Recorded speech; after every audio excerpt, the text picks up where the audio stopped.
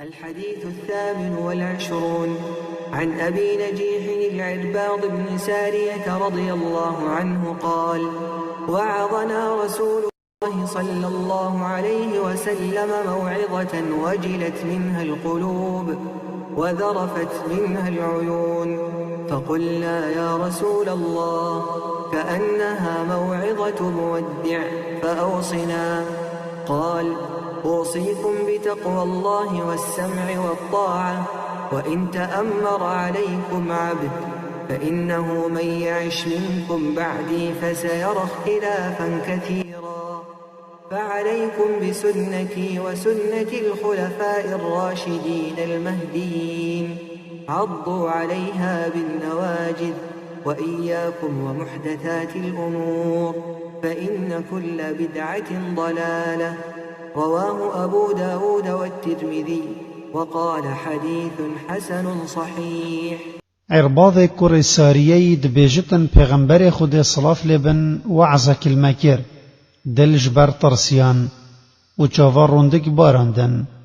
اینا ما گوت ای پیغمبر خوده هر وکی او شیرتاویه یه خاطر خود خازد و جا شیرت کلمه بکه وی گوت از شیرت بتقوای خود الهوت کم و بگهداریه اگر خو عبدك حبشی ببتا مزنه هوا و هچیش هوا بمینت دی جدابونه که مزن بیند بجا هوا ایمانت سنتا من و سنتا جگیرت من یت سر راست و بگرن و پدیت خل سر بشدینن و هشیاری وان کارابن یت دینی دا نی درد کهون چونکه هر تشتاکت دینی دا نی درد کهود بدعایه و هر بدعایه که هبت برزبونه. ابو داود و ترمذی ود گهزن و حدیث شیرت که مزن و کم کرده ده هیا اجبر کوان همی تشتا ود گرد یت دین و دنیای مسلمانا چید کرد و اشکرای که پیغمبر صلاف لبن گلک جارا ادناف صحابیت خدا رد بو و وعظلوانت کرد و ریکا درست نیشاوانت دا اکی جوان جارا اف جارا بو یا کوی وعظکی وسط دلوان کری دلت وانشتر صدا ولرزین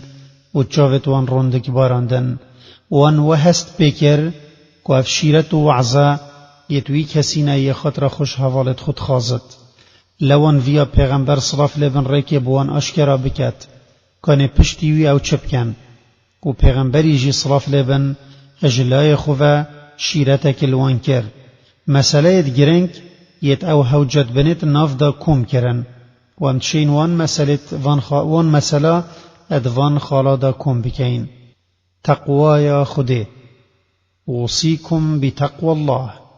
و تقوی او مروف پرجانکی بخت ناف براخو وان تشتا یت غضب خوده بسروی دا اد اینت و مبسته به پرجانی اوی کاری بکتن یه خوده فرمان پیکری و خوشوی کاری بدت پاش یه خوده او جدای پاش و تقوی او شیرت یا خوده المروفا کری و او ادبت اگر خیر دنیای و آخرته و بری نکت حدیث هجده دا مبحث تقوی کریه لو پیتوی به دوباره کرنه ناکت گهدانا مظنو کار بدستا والسمع والطاعة وإن عبدا حبشيا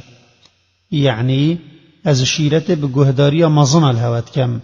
اگر خو مظنه هوا عبدك حبشی بد و خدای مظنت آیت که داد بیجد يا أيها الذين آمنوا أطيعوا الله وأطيعوا الرسول وأولي الأمر منكم وهذا أمرك خد الهمي خدام باورت كات و گهداری خود و پیغمبری بکن هر وصا گهداری مظنت خوشی بکن یت کار هوا اد کفنه اد دستا دا و مقصد بکار بدستا اد آیت و حدیثت بفیرنگی دا او نیت کار اد شریعت کاری بشریعت خود اد کن و اویت بفیرنگی نبن مثلا گهداری وانت کفتت بن مثلا مصلحت و مفسدت و گهداری اپرنگه که گشتی دویت توی کاری دابتن یه خود پر راضی بتن اگر نه پیغمبر صلاف لبنت بجت لا طاعت لمخلوق في معصية الله عز وجل اد به امری خود دا گهداری چه مخلوقانا اتکرن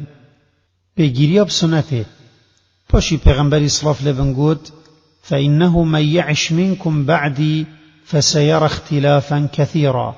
فعليكم بسنتي وسنة الخلفاء المهديين الراشدين، تمسكوا بها وعضوا عليها بالنواجذ. و اشارتك اشکرایش پیغمبری صلاف لبن که امت پشتی ویده جک جدا بد و گلک کم و دستکت ریبرزه و سرداچوی ده پیدا بن و بری صحابی پسیار بکن کان رکا رزگار بونه الدم پیدا بونه اختلاف چیه؟ پیغمبری بخو صلاف لبن برسف دا و گوت هوا ایمانت سنتا من او ریو ریباز ازل سر چویم و منیشا هوا دای هر وصا خلیفت من يتسراست جي السر چوين و دم پیغمبر صلاف لبنت بيجتن سنة من و يا خلیفت من يتسراست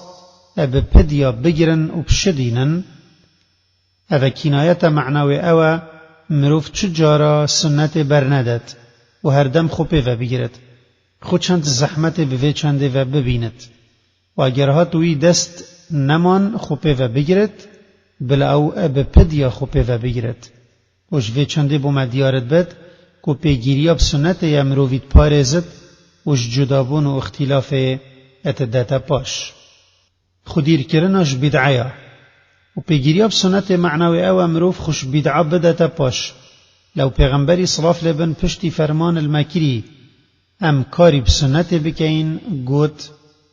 و ایاکم ومحدثات الامور فإن كل محدثة بدعة وكل بدعة ضلالة